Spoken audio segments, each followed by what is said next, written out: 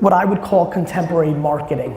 I see it as the thing that everybody in this room should spend the majority of their time on. I think we need to start having an advanced, dramatically different conversation on what team building and leadership actually is. Marketing is incredibly confused with sales. We call VaynerMedia the honey empire, but the word empire is not a soft word. We're trying to build the biggest company of all time. 3 to 4 LinkedIn ads a day, all different, videos, pictures, or words, all run as ads. Disproportionately, this has been the thing that I've been most emailed about as a substantial game changer for B2B companies. To me, marketing is a conversation of ambition. With all due respect, I just want you to know one thing. We are the best marketing company in the world, which means the only thing that's about to happen is we're gonna speed up the world knowing that your product's a piece of crap. You cannot hire your 23-year-old niece to do it. Meaning, actually starting a podcast or YouTube show around the expertise of the business that you're in. The idea of becoming the publisher, not the marketer, right?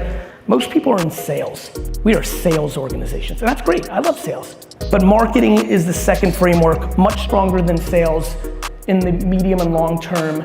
The third thing that I'm talking to you about right now is the concept of becoming the media company, what I've done with my career. This last tactic, because I've thrown this out in my content, different interviews and such, has been a major win for some small B2B, mid-sized B2B companies. And I would highly, highly recommend the people in this room that have a little gift of gab, feel like they can do this, please push yourself. It really works. Remember when you promised you would never get a Facebook account in 2012? Humans say no.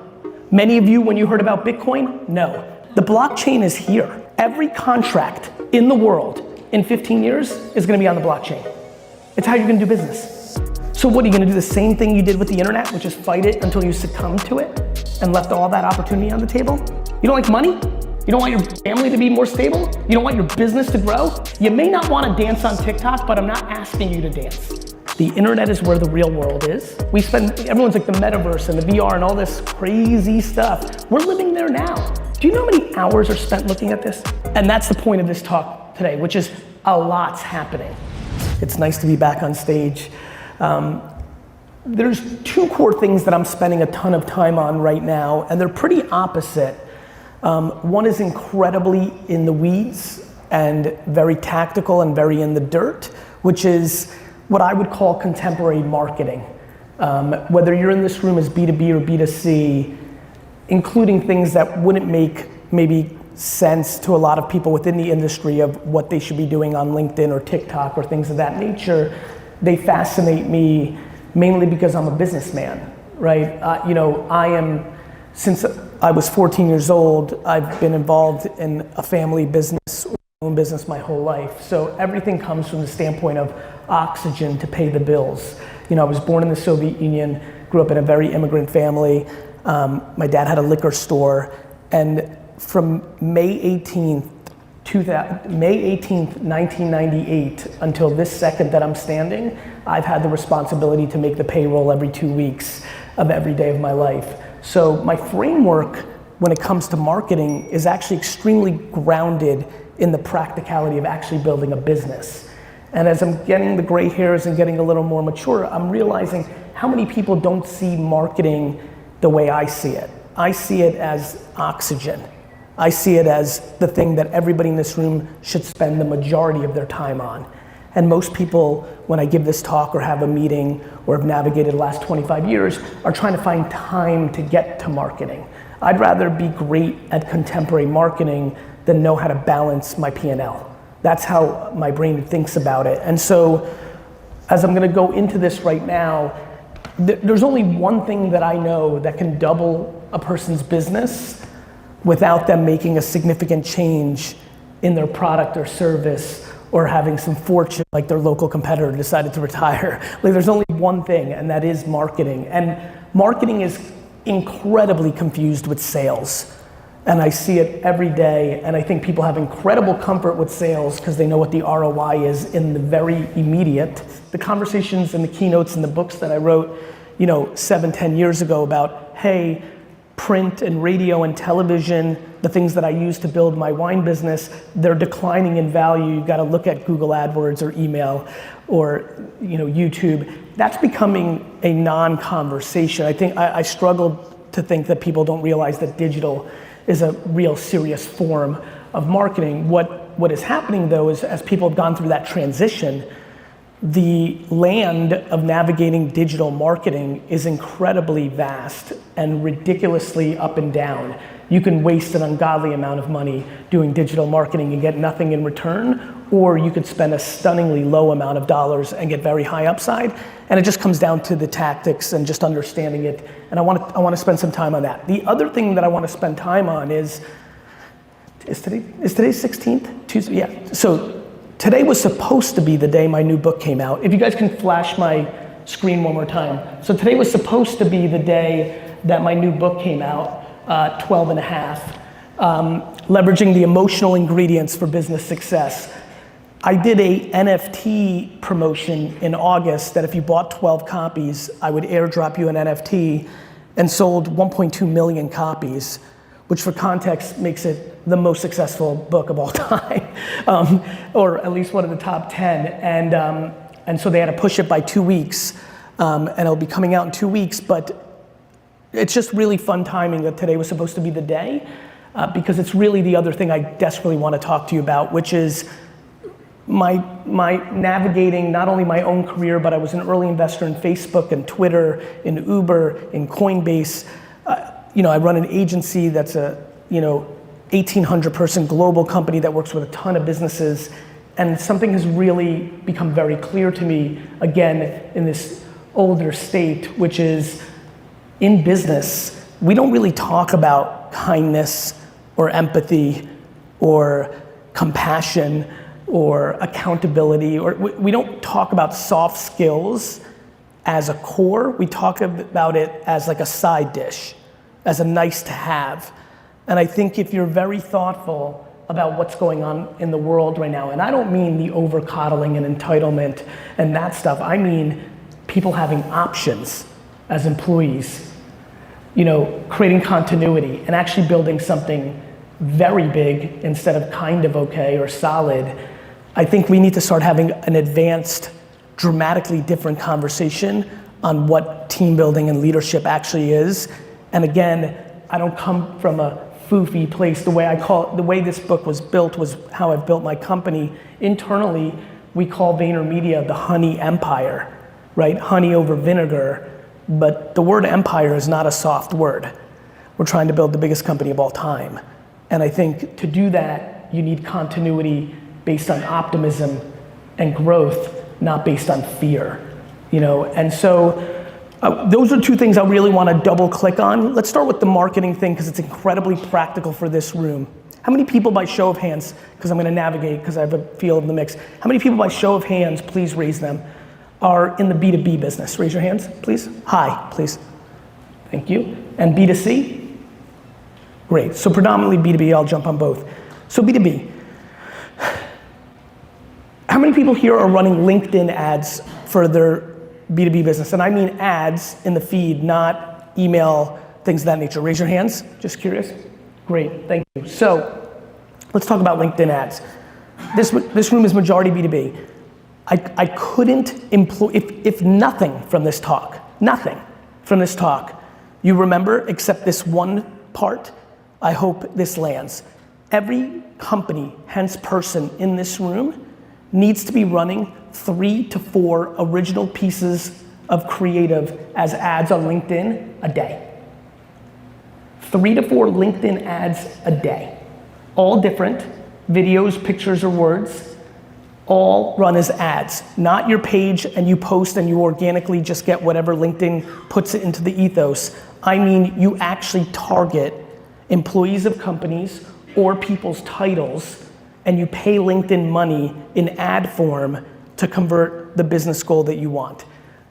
Disproportionately, in the last 18 months, the number one thing that I get emails about with the content that I put out around this, disproportionately, this has been the thing that I've been most emailed about as a substantial game changer for B2B companies. Couple things that are important about this. Number one, as we go through this conversation, or if we get into Q&A and go deeper, and you sit there and say, you know what, screw it, I'm gonna do it, actually. First and foremost, you cannot hire your 23-year-old niece to do it. You can't hire a small agency, one person that you find. You, the human in this room, must, if you want the success from it, you don't need to do anything, like just to really create the context, but if you would like your business to grow through an arbitrage that is incredibly obvious, that will close. LinkedIn ads are not as good right now as they were 24 months ago when I started this conversation, because more people have come in, and I'm sure everybody here is gonna understand the simple concept of supply and demand. It's the same rodeo since MySpace. Thing happens, MySpace, Facebook, Twitter, YouTube, Instagram, Snapchat, TikTok, LinkedIn. It's all the same game. Thing gets established, people come on board. The early movers, no different than real estate development, just with content, make content, they extract the biggest audiences. The big companies that I work with, the Pepsis, the Budweisers, the Fords, they wait. They gotta get their laws down, they gotta figure it out, they're scared of it, they wait. Eventually, 3 years in, they get comfortable, they start throwing money at it, it starts working, they start throwing real money at it. All of a sudden, SMBs, mid-market companies like ourselves don't get as much real estate for free organically, or the ads cost too much against what we used to spend for it. It's the same show every single time. The number one advertiser on television in the first 10 years of television was Procter & Gamble. That's why it's the biggest consumer brands company in the world. The number one advertiser on Google AdWords from 2001 to 2005 was Amazon. It's why it's who it is. When there is an arbitrage of attention, the world changes. The only thing that connects every one of our businesses here is the attempt to get attention, to tell somebody what we want or what we have, and then hope the thing happens. It's how the world works. All the things that are happening geopolitically and politically in our country and the world, it's just because attention has gone from mainstream media to social, and new dynamics happen. The reason, back to being a Soviet boy, the reason when there's a coup in a country that at the same time they go after the palace, they go to the newspaper and radio and television station, is because communication and the ability to talk to somebody and get their attention and make the thing that you want to happen is literally the only thing that matters. And so, the thought that so many people in this room don't think about that as the first thing you do, even in parallel with the quality of your product. Though I did have a meeting last week where I was very, very, very, very, very underwhelmed with the product, and the person was very aggressive that they needed my agency to be hired, probably because he subconsciously knew how bad the product was. And it finally pushed me into the corner, and I said, sir, with all due respect, I just want you to know one thing. We are the best marketing company in the world, which means the only thing that's about to happen is we're gonna speed up the world knowing that your product's a piece of crap. So I'm like, I think we should fix it first and then we'll market. So, look, when I say it's the only thing that matters, of course the quality of your product. Of course, when I look around this room, there's a ton of you that have substantial long-term relationships and reputation in a B2B environment that is absolutely driving your core business. My question is why people like to leave upside on the table. When I get into these combos one-on-one or on stage, they're like, Gary, I'm good. I don't need LinkedIn. I'm like the king of Dayton, Ohio. I'm like, that's nice, Carl. I'm like, how much business do you do? 7 million. I'm like, what's wrong with 16? To me, marketing is a conversation of ambition.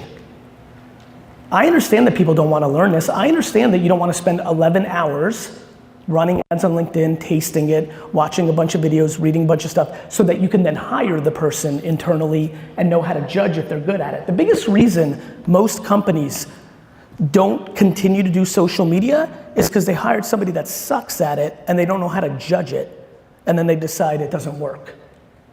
You know what else doesn't work? A basketball. A basketball does not work for me. The ROI of a basketball for me has been about negative $10,000 because I've torn both my meniscuses. The ROI of a basketball for LeBron James is $1 billion. Social marketing works at scale to trillions of dollars. We just might have not figured out how to make it work for ourselves. So for me, for this room, there are two core things that really stand out. One is LinkedIn, and you need to go pot committed, because again, what I've seen with the way ads are being spent and the way the organic reach is going down, how many people here use LinkedIn and know what I'm talking about, how it went from just a recruiting tool to now there's information content in there? Just raise your hands, I'm just curious. So you have a sense. If you even sit for a second, think about if you've even transacted or been affected by a piece of content in LinkedIn, just reverse engineer yourself. It's there at scale for this room. The other thing that I think a lot of people need to debate, and this is for the more ambitious and hungry, the more on the offense, the concept of becoming the media platform instead of just an advertiser. Meaning actually starting a podcast or YouTube show around the expertise of the business that you're in. Now this gets really foofy for a lot of people, but it is absolutely, in my opinion, the place that creates the most guaranteed stability and growth of a business. The idea of becoming the publisher, not the marketer, right? I was just with several people in the back room and I was like, look, here's the framework I live in. I think most people in this room, and when I say this room, I mean America, and I mean the 8 billion people on earth, and whatever percentage of those people are in business, most people are in sales. They're sales. They're sales organizations. I'm sure, if we're being honest, I could just already see by some of the light head nods, we are sales organizations, and that's great. I love sales. When I was 5 years old, sales was my first business. I walked around Edison, New Jersey. I went into people's yards, ripped their flowers out of the yard, ringed their doorbell, and tried to sell them back the flowers. I love sales. That's me at 5. I love sales.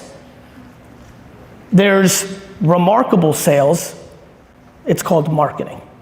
It's super hard because spending money on something that's just branding doesn't feel natural to an SMB mid-market company, and even big companies don't love it, even though they allocate for it because Wall Street makes them. Branding. Super important. Marketing, it's the whole actual game. It's the thing that I want you to get advanced at, and LinkedIn, it will completely change your business, for real. 20, 40, 80% growth, it will. It can, it does, if you get good at it. The problem is most people, a lot of hands went up. I feel like if this was a class where we went through all the ads, without even knowing, and a lot of hands went up, just because I know 98% of what I say on LinkedIn is this, so I'm making the assumption that the math scales in this room. The marketing is actually just sales videos or a sales flyer. Most people, when they go to marketing, are really just doing sales. None of you want to see that. Nobody wants an infomercial in their news feed. It's not value add, period. But marketing is the second framework, much stronger than sales in the medium and long term, harder to judge for people in the short term, which is why almost nobody does it. Definitely not in the size companies that are in this room, for real. That's why I love LinkedIn so much. When I forced my dad to do it and buy newspaper ads or radio or direct mail, it was expensive. You can do LinkedIn for $6,000 and get a real taste, not make a $30,000 commitment to a full page ad in newspaper. So, marketing. The third thing that I'm talking to you about right now is the concept of becoming the media company. What I've done with my career. The shows, the content, the vlogs. I don't make content. I just live my life, we film it, and then we produce marketing for it. And so the concept of you actually, I'll give you a great example. One more time, please, B2B company, raise your hand. This is my like number one. Starting a podcast in your very narrow niche, even maybe your town. Like, you could talk about concrete in a state or a town. Narrow. We're not trying to be the Letterman show here. You're not trying to win an Emmy. You're trying to get business.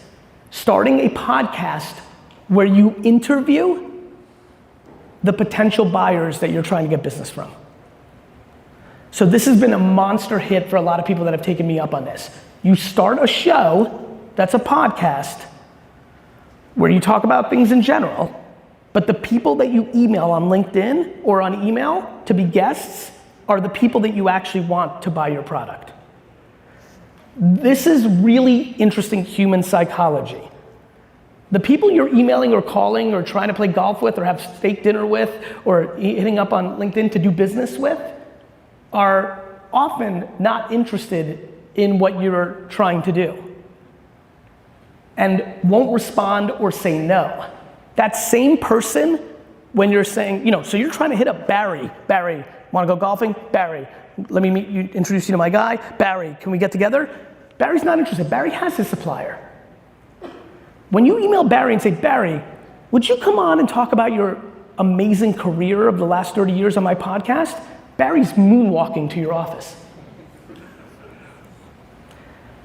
This last tactic, because I've thrown this out in my content, different interviews and such, has been a major win for some small B2B, mid-sized B2B companies.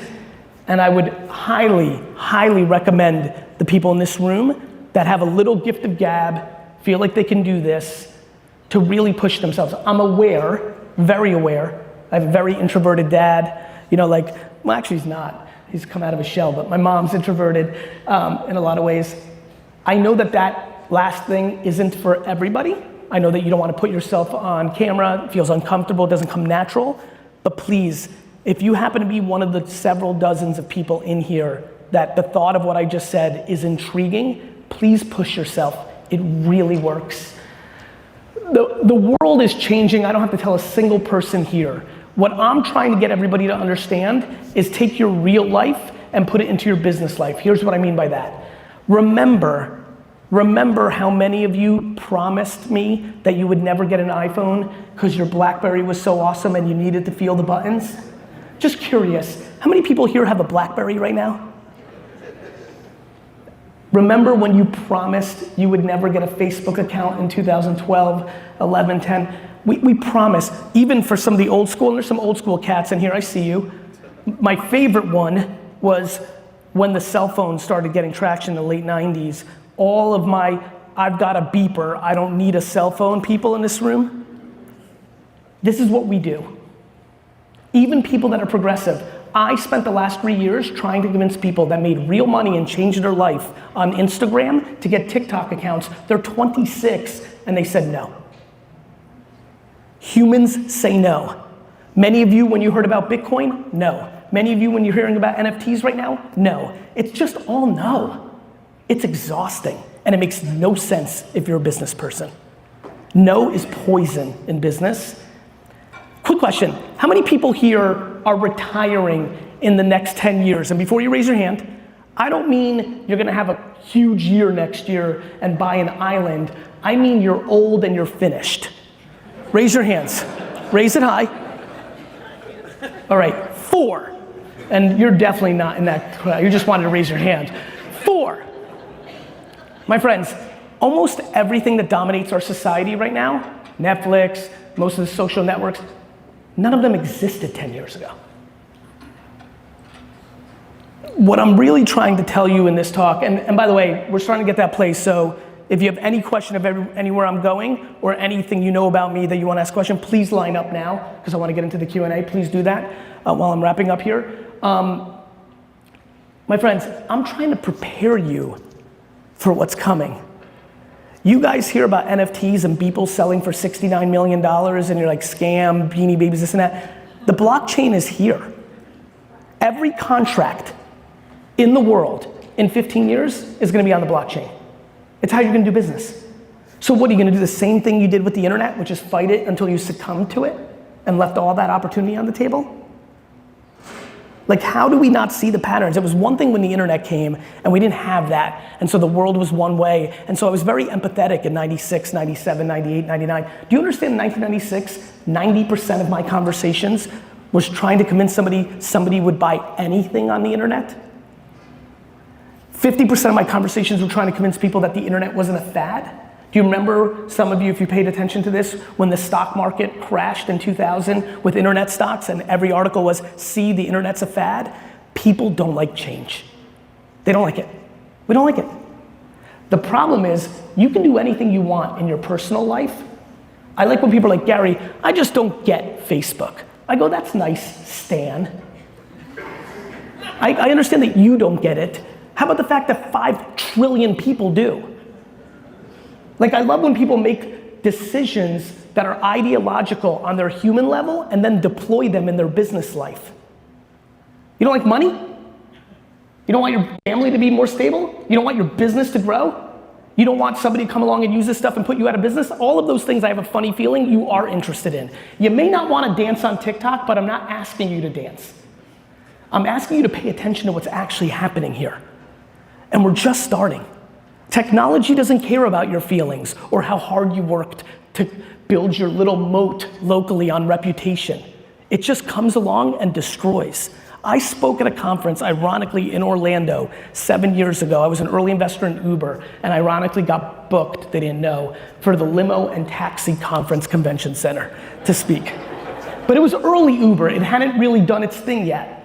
And I stood there and I said, my friends, I don't know if you know about this, and it was happening in San Francisco, it just opened in New York, it was early. And I was like, my friends, I don't know if you're paying attention, but there's this thing called Uber. You know, like I really think you might want to, like I think it's gonna be pretty disruptive. I compared it to Amazon and bookstores. This room laughed me off the stage. First guy on the mic goes, Gary, do you know what politics is? I'm like, I sure do. He goes, we've got the, audacious, we've got these local authorities by the balls. We have our medallions. We contribute.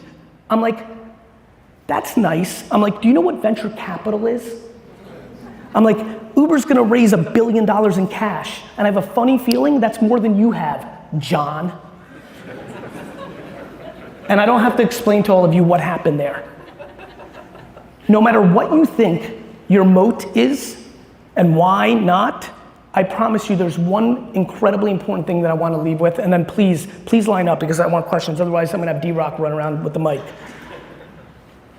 Your business has a target on it. Every entrepreneur is looking at every localized business and trying to think about scale. And they're going to use modern marketing to create a moat, just like Zillow did, just like Amazon did, just like I did with Resy, the restaurant app, and OpenTable. It's all gonna be the same game. The internet is where the real world is. Everyone's like the metaverse and the VR and all this crazy stuff. We're living there now. Do you know how many hours are spent looking at this? Do you understand? We live there now. This has happened, whether you like it or not. You've decided to be an entrepreneur and a business owner or a senior executive. You decided. So that means you have to play on the field. In sports, it's obvious. When the greats, I will never forget, even though I hated him because I'm a Knicks fan, but Paul Pierce said something in some interview and I loved it. He said something like, they asked him when he knew it was over, right? When he had to retire. And he said something like, it was interesting, it was just one random game and this scrub got by me and I realized this guy would have never gotten by me ever before, and I can't believe he dominated me like that, and I knew it was over. And it stuck with me. In sports, it's obvious. In business, it's not. It's like whatever that gas is that is coming out of your car and then you just die in the garage because you didn't know. That thing. That's business. It's happening to you right now, but you just don't realize it. And that's because the technology lever, especially now, with what's going on with the blockchain, you have a blockchain and internet happening at the same time. And what makes me sad is you can harness it or you can put your head in the sand. It's just a very binary game. And I just don't know why you wouldn't. And so that's that. I didn't really get to the culture part as much as I want to, but I'm gonna sneak a little bit of it in. All of that is fine and dandy. If you land 3 awesome people to run your LinkedIn or 1, it's all fine and dandy. If you don't know how to manage in 2021, you're gonna lose. The options are ridiculous. Every 17-year-old that I know, and I know a trillion of them, I have 10 million followers on TikTok, every one of them have no interest in going to college or working for anyone because they can make $100,000 a year on TikTok. This isn't about these Gen Zers and millennials being spoiled. This is called options. They're not lazy. They just don't want to work for you. Like, it's very important. This is probably more important than what I spent the most of my time on. If you don't realize that kindness and empathy and compassion and all those things your grandma tried to teach you are actually becoming the core things you're gonna need in your business to succeed, I love this new thing going on, the great resignation, right? And everyone's blaming the government, rightfully so. Like if you pay people to stay home, they're gonna stay home. Like we understand that game, but let there be no confusion. There's a much more dangerous thing going on in there because that check is gonna stop. What's underneath there is options, right? And I see a lot of head shaking and I'll tell you why. Many of you have been baffled by your kid or your kid's friend making real money on TikTok and they're 14 and you're like, what the hell is going on? This is happening. And so look, when I talk like this, I always laugh because I can always hear my dad or other people's voices in the crowd. Like I'm very empathetic to somebody sitting, listening to me right now and saying, you know what? I'm retired. I get it, because it's changing so fast and hard. It's like, ugh, I've gone hard for 50 years. Do I really want a 30 year, do I really? That's on you, but it doesn't mean it's not happening. And that's the point of this talk today, which is a lot's happening. And I'd love to get into details, so I'll leave a lot more for Q&A, but thank you for having me. Thank you.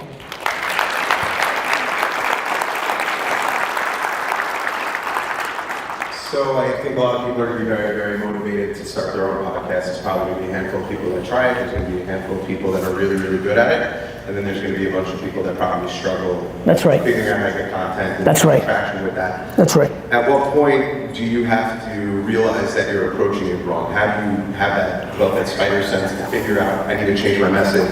How do I, because you need to keep doing it. It's just that. It's a really tough question. Stick here, we'll go back and forth. It's a really tough question for me. People always ask because I'm so infatuated with tenacity and patience. Infatuated. Like patience, for all my high energy, patience has been the foundation of my career. So I'm always scared to give a general answer to this question because because I know that there are many people that gave up on their podcast and YouTube show 1 month before they were destined to click. It's happened. And so I think the question is results and time allocation, right? There's gonna be people here, if I'm looking at this crowd, I think I'm gonna get 4 people to give it an at-bat. One of those 4 people is just gonna genuinely like it. And by the way, on the podcast front, think about your interests. I went very narrow. Think about something like a podcast called Golf and Business because you just love golf.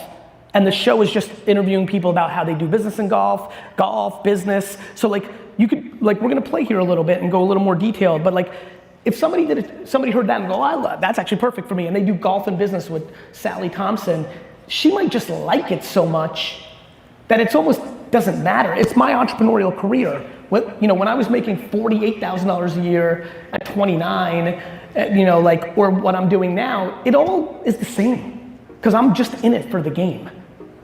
And so for some people, the podcast is just gonna be an enjoyable hour of their week.